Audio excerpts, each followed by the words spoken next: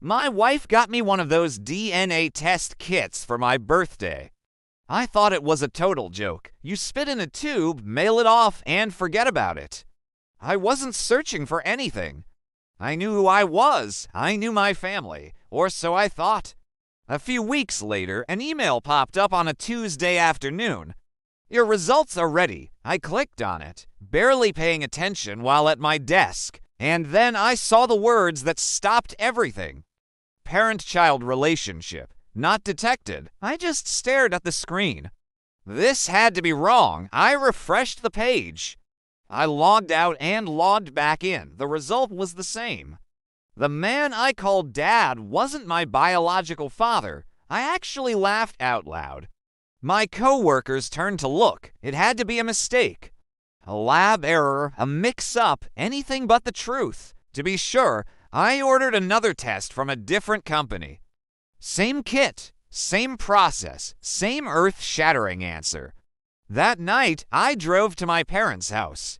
I didn't call first. I had no idea what I was going to say.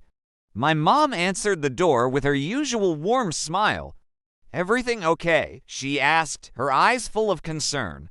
"No," I managed to say. My father was in the living room, sitting in the same armchair he'd sat in my entire life, watching TV. I walked in and stood right in front of him.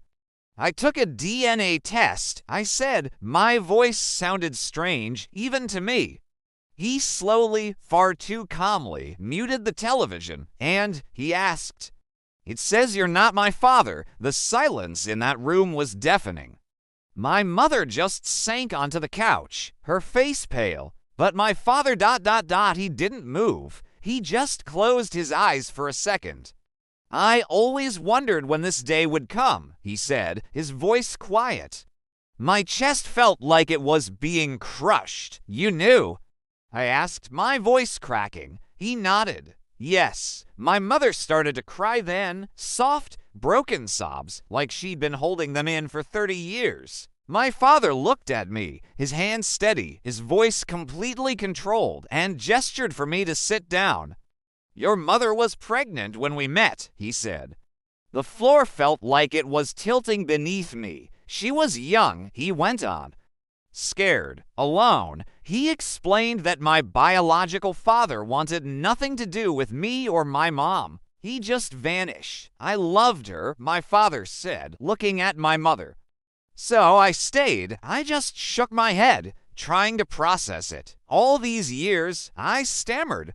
"You let me believe ... double quotes, I let you have a father," he corrected me gently. But his gentleness didn't calm the storm inside me. A tidal wave of anger, betrayal, and confusion washed over me. "You lied to me," I said, the words sharp with pain. "Yes," he agreed, not flinching. "But I never lied about loving you." I wanted to scream, to break something. Instead, I asked the one question I was terrified to ask.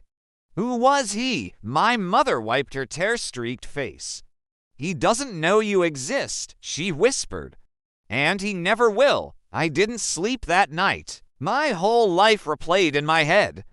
Every birthday party, every time out, every proud smile from my dad at a soccer game. Was any of it real?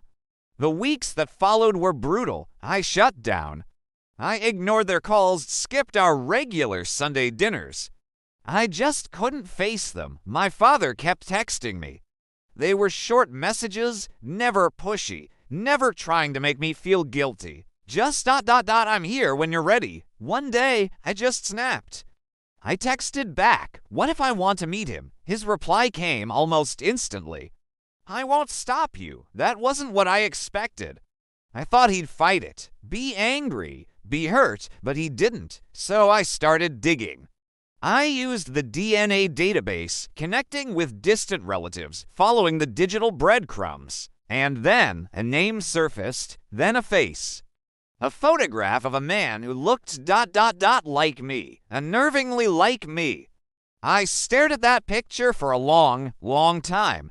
And then I closed the browser window. A profound realization hit me. This man in the photo, this stranger, he didn't raise me. He didn't teach me how to ride a bike or how to drive a car. He wasn't there for the scraped knees or the high school graduation. My father was. I drove back to my parents' house, again unannounced. I found my dad in the garage, tinkering with some old tools, just keeping his hands busy.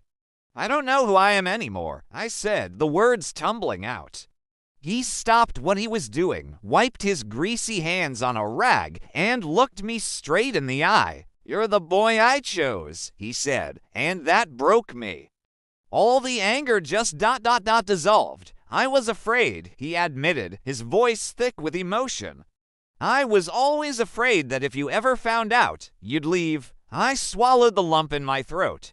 "And now?" I asked. He just shrugged. "Now it's your choice." We just stood there for a minute, in the quiet of the garage, two men connected by something a DNA test could never measure. I never did contact my biological father. Maybe I will someday. Maybe I won't. But what I know for sure is that my idea of family has completely changed. Blood makes you related. But choice, love, and showing up every single day, that's what makes you a parent. The next Father's Day, I showed up early. I brought steaks for the grill and a pack of his favorite beer. My father didn't say anything sentimental. He just handed me a plate and gave me a smile, and that was more than enough. Sometimes the truth doesn't come to destroy your past. It comes to rewrite what really mattered all along. The strongest bond isn't always the one you're born with. It's the one someone chooses to build with you, day after day, for a lifetime. Thanks for listening to my story. If it resonated with you, I'd love it if you'd like this video and subscribe to the channel. See you next time.